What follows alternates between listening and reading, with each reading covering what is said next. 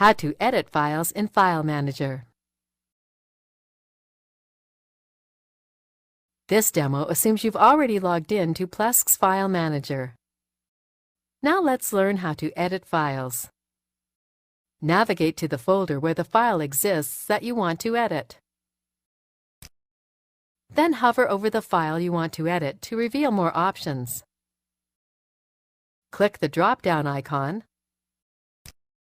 then click Edit in Text Editor. This is where you can edit your file in a text editor. Be sure to click Save once you've made your changes.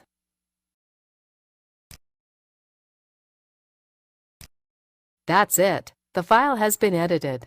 Now let's return to the main File Manager page.